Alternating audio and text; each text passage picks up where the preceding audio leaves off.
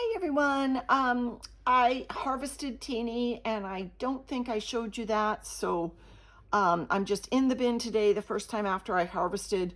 So this was the leftover. It was too chunky to harvest out. I sifted it with a 1/4 inch sieve. It's a man-made sieve that we made, about 1/4 inch squares. And I just shook it into a lid of a tote. Got lots of castings out, added some of my aged bedding bin material back in here. I had done a migration on Teenie, if you remember, and over here where the toilet paper is, the toilet paper roll. So that is still there, and the worms are still, I was feeding heavily here.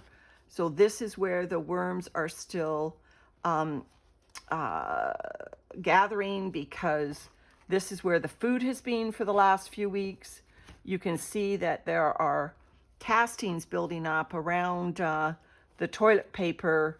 It used to just be, bare toilet paper right to the wall, but there's castings being built up, and the worms are gathering here around the toilet paper. And I do want them to eat this toilet paper, so, I'm going to continue to give this area food, but I also want them to move into the area that has the new bedding, because these are all the sticks and stones that I put all together with liquid food in it, and the worms are going through it, and they're eating it up, and they're making castings.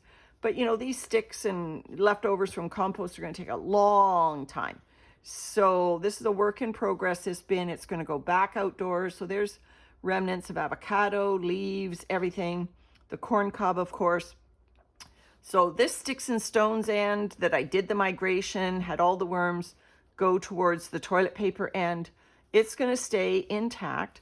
But what I'm going to do is, like I've been doing before, just to make this extra yummy for the worms, I'm going to take a little bit of my thawed food, and I'm just going to sprinkle it around, just to make sure that this tastes extra yummy. And sometimes what I find in these thawed food containers is I sometimes find juice. Let's see if there's any juice in here. Yep, there's a little bit of juice. So I'm just dribbling that into the toilet roll. So that will go in there and make it, like I said, extra yummy. Not a ton of concentrated food, but down the sides, all around this toilet roll, to make it continue to be attractive to the worms.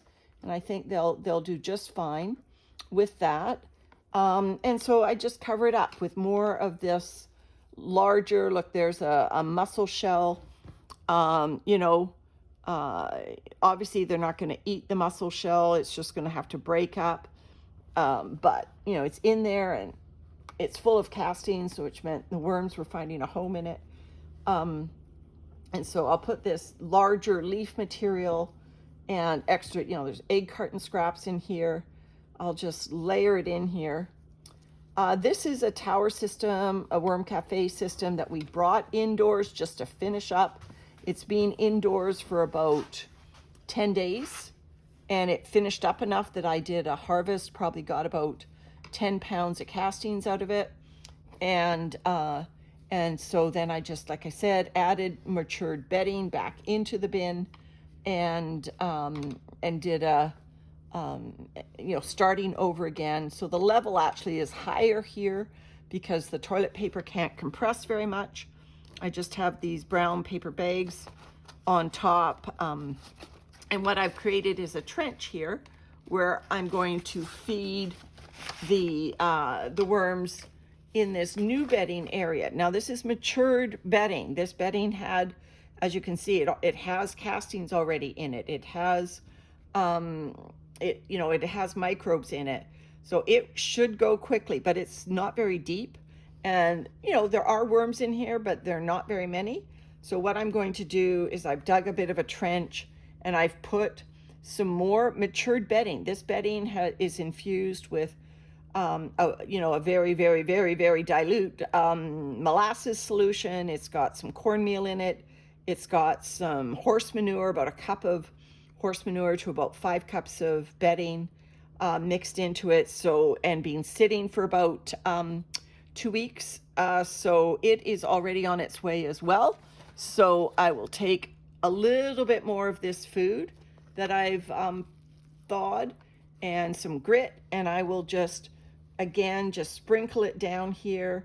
I'm not going to create great big accumulations of food because, you know, there's tons of carbon in this bin.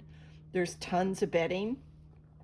I really just want to find a place. I'm just making sure I get some of the grit into this mixture.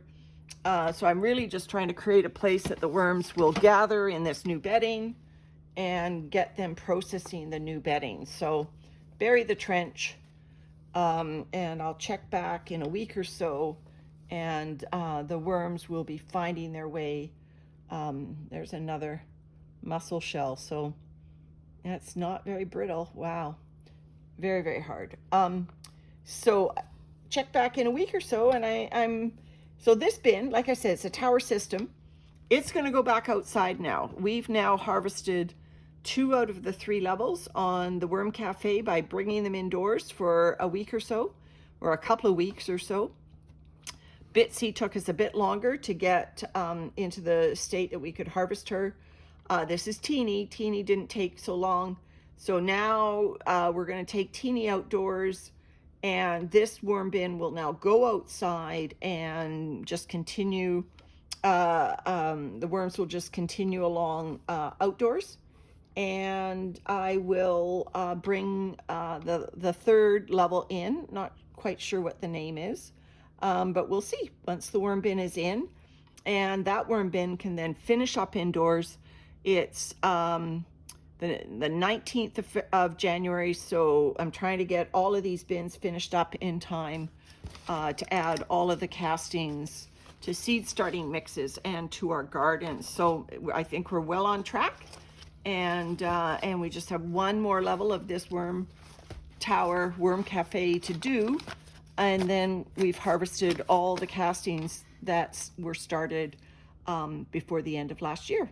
All right, everyone, thanks very much. We'll see you in the next video.